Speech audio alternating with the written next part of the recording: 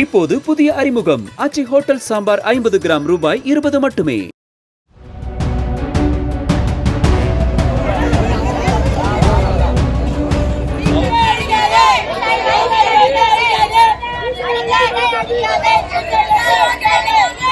திருப்பத்தூர் மாவட்டம் வாணியம்பாடி வாரச்சந்தை பகுதியில் உழவர் சந்தை விவசாயிகள் காய்கறிகளை கீழே கொட்டியும் சாலையில் பரப்பி வைத்தும் மறியலில் ஈடுபட்டனர்.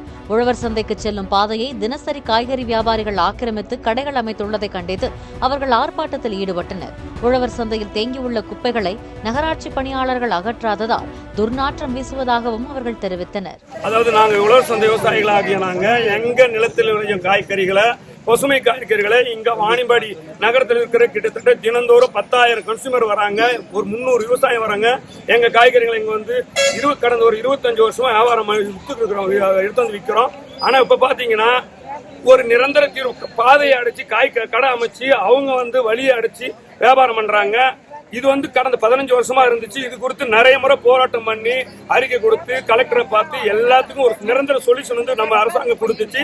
சுமார் ஒரு 5 கோடியில வந்து பாத்தீங்கன்னா ஒரு வணிக வளாகம் கட்டி அந்த வணிக வளாகத்தில் 120 கடைகள் அமைத்து அனைத்து வியாபாரிகளுக்கும் கடைகள் கொடுக்கப்பட்டு கடந்த 5 மாதமா வந்து நிரந்தரமா அங்க வியாபாரம் செஞ்சாங்க. ஆனா திடீர்னு கடந்த 3ஆம் தேதி வந்து பாத்தீங்கன்னா இந்த திருப்பி உழவர் சந்தை பாதையில கடைகள் அமைத்து அதை ஆக்கிரமிச்சு வியாபாரம் பண்றாங்க. இதனால எங்க வாழ்வாதாரம் பாதிக்குது, எங்க காய்கறிக்கு விற்கிறதுல.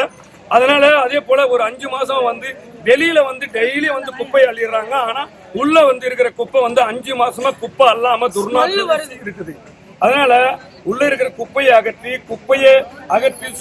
ஹைஜீனிக்கா வச்சுக்கிறதுக்கும் அதே போல அந்த பாதையை அடைச்சு கடையை ஆக்கிரமிப்பை அகற்றி கொடுத்து ஒரு நிரந்தர தீர்வு அரசு கொடுக்கறதுக்கு நாங்க இங்க போராடுறோம். இப்போது புதிய அறிமுகம் ஆச்சி ஹோட்டல் சாம்பார் 50 கிராம் ரூபாய் 20 மட்டுமே.